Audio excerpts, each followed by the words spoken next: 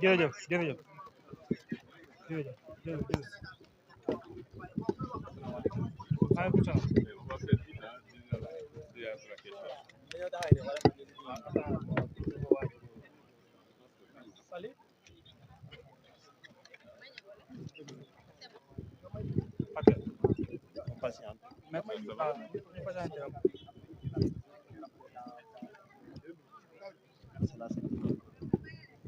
C'est la CTV.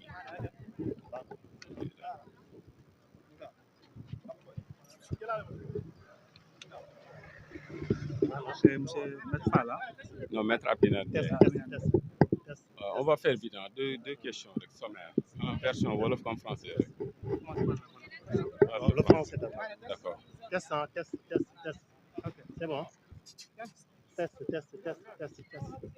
C'est bon. Nous sommes en direct avec Maître Abdina. Je passe un coup. C'est bon. Bonjour. Vous présentez, Maître. Voilà, c'est Maître Abdinar Ndiaye, avocat à la Cour, en fait un des conseillers donc, du sieur Arona Niang, qui en fait faisait face aujourd'hui au tribunal effectivement donc statuant en flagrant délit du TGI de Dakar. Condamné avec sursis 3 mois. Est-ce que vous pouvez revenir un peu sur ce qui a été réellement reproché?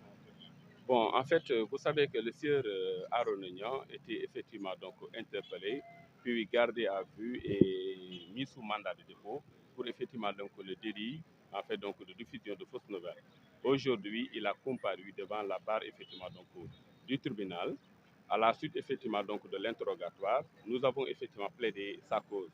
Le tribunal, après en avoir délibéré conformément à la loi, a estimé que le délit effectivement prévu par les dispositions de l'article 55 ne souffre d'aucune contestation, en fait donc à son encontre, et effectivement donc a prononcé en fait une peine en fait donc de culpabilité et l'a condamné à 3 mois assorti effectivement donc du sursis. Ce qui veut dire quoi? Que effectivement certes le tribunal estime qu'il est coupable des faits pour lesquels il comparaissait devant la barre effectivement du tribunal, mais néanmoins le tribunal en fait donc lui donne la possibilité de se racheter, c'est-à-dire de retourner en fait donc au soir. Donc nous trouvons que c'est une bonne décision en fait donc au regard effectivement donc de la loi et de la jurisprudence de nos cours de tribunaux, parce que n'oubliez pas que le sieur effectivement Arona Niang est un délinquant primaire qui n'a jamais eu maille à partir avec la justice, et qu'au regard effectivement donc en fait donc des débats qui ont été entretenus en fait devant le juge donc statuant en flagrant délit, en fait lui-même en fait a estimé que ses propos ont été travestis. Mais néanmoins, il a soutenu que même si effectivement ces propos auraient été travestis, lui, il demande effectivement, donc, il fait une amende honorable, en fait, au tribunal, si effectivement ses propos contreviendraient à une quelconque disposition pénale. Mais on lui reproche aussi de ne pas avoir sourcé, en tout cas. Non, il a référencé effectivement ses propos, mais seulement, en fait, donc, le tribunal a attiré son attention que pour les cas d'espèce, en fait, faudrait-il également un document scientifique pour attester effectivement le contraire. Alors, tel n'a pas été le cas parce que lui-même, en fait, l'a dit effectivement devant le tribunal que ses propos ne sont effectivement fondés que sur des déclarations qui ont été soutenues par le professeur Raoul et par effectivement donc, en fait, Bill Gates, qui est une personnalité également internationale très connue, en fait, donc, pour ses déclarations.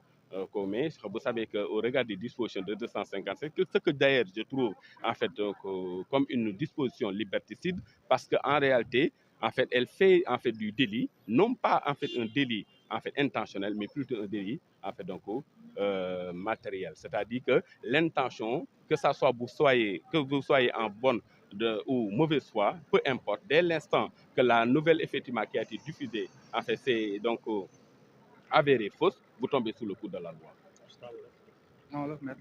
waaw maa ngi tudd maître Abdinar Ndiaye bokk ci ñi xam ni ñoo doon layal kii di Arona Niang ñu doon ko topp fii ci tribunal bu Dakar ci li ñuy wax maam diffusion de fausse nouvelle mooy wax joo xam ni amul sukkandikuwaay.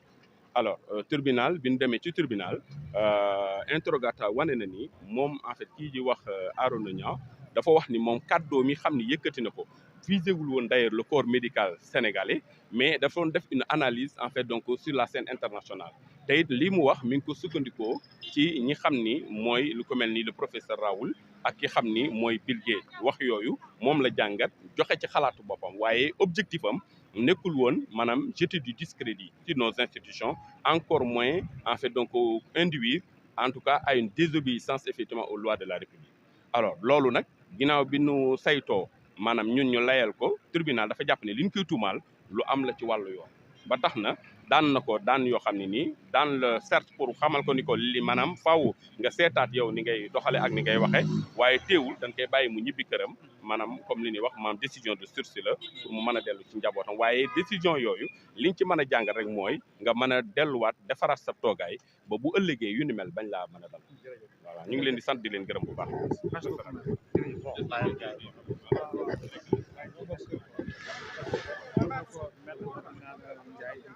ki nga xamante ni moom mooy le chroniqueur bi nga xamante ni moom mooy. asalaamaaleykum wa rahmatulah. xam nga Arona Niang ñoo bokk quoi ñoo bokk deret moo ma yëngal quoi en tant que sama doomu ndey ñoo bokk benn dëkk muy ci leen moo ñu boole. ñu ñëwaat fii ñu bokk benn kër bu nga xam ni fa la ñuy yeewoo. tey ñu ñëw def soutien bu rëy bu ñëw teewoo bis bi nii bis bu nga xam ni ñun bis dañ ko jëloon bis bi nga xam ni bisu Sénégal la taxawaay bi si ñëpp am tey mbokk yi ñëpp a ñëw